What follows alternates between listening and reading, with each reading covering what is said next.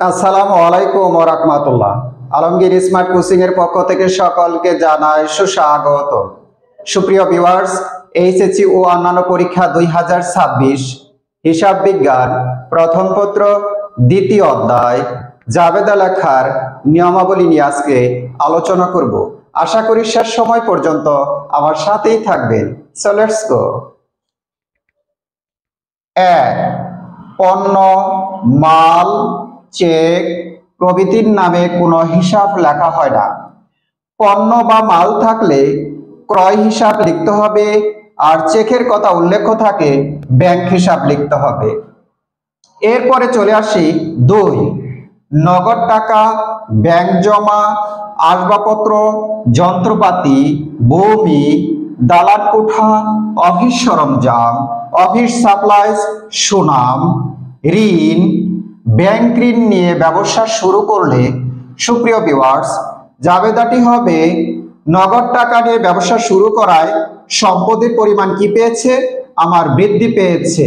আর ঋণ নিয়ে ব্যবসা শুরু করেছে, এই জন্য নগদ টাকার পরিমাণ ও সম্পদের পরিমাণ কি পেয়েছে?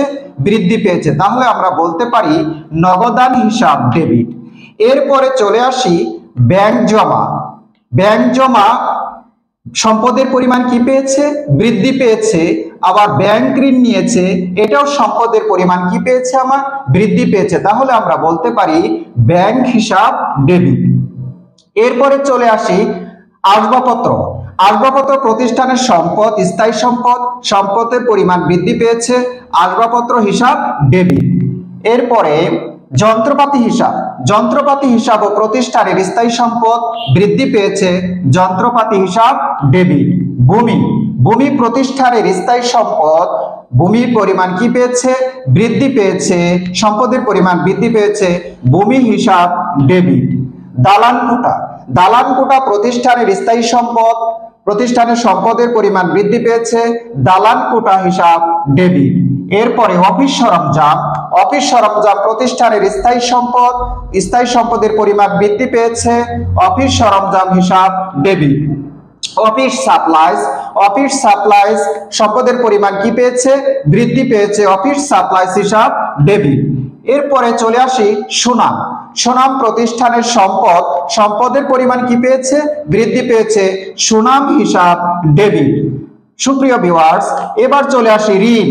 ঋণ নিয়ে প্রতিষ্ঠান বন্ধুক ঋণ অথবা অন্য কারো কাছ থেকে কর্জ বা ঋণ নিয়ে ব্যবসা শুরু করলে সেখানে দাঁড়াবে ঋণ এক ধরনের দায়, মানে দায়ের পরিমাণ কি পেয়েছে? বৃদ্ধি পেয়েছে, এই জন্য ঋণ হিসাব ক্রেডিট। এরপরে চলে আসি ব্যাংক ঋণ। ব্যাংক ঋণ নেওয়ার কারণে ব্যবসায়ে দায়ের পরিমাণ কি পেয়েছে? বৃদ্ধি পেয়েছে। তাহলে আমরা বলতে পারি ব্যাংক ঋণ হিসাব কি? ক্রেডিট।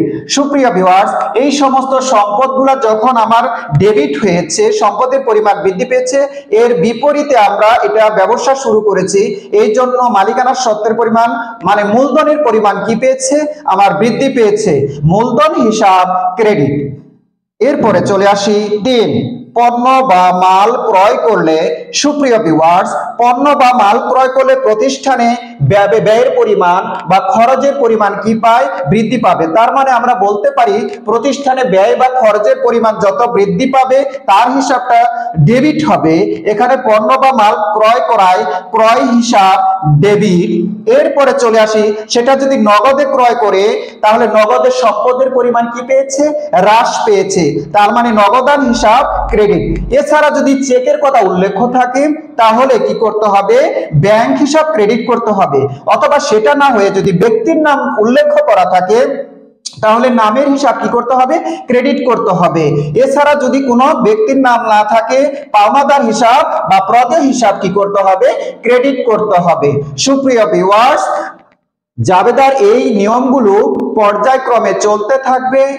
সঠিক পুঙ্খানুপুঙ্খভাবে জানার জন্য আমার চ্যানেলগুলোতে চোখ রাখবেন, পরবর্তী ভিডিও পাওয়ার জন্য অপেক্ষা করবেন এবং ভিডিওগুলো বেশি বেশি লাইক, কমেন্ট, শেয়ার করবেন যেন সবাই দেখতে পারে, জানতে পারে, বুঝতে পারে, জাবেদা সম্পর্কে জ্ঞান লাভ করতে পারে।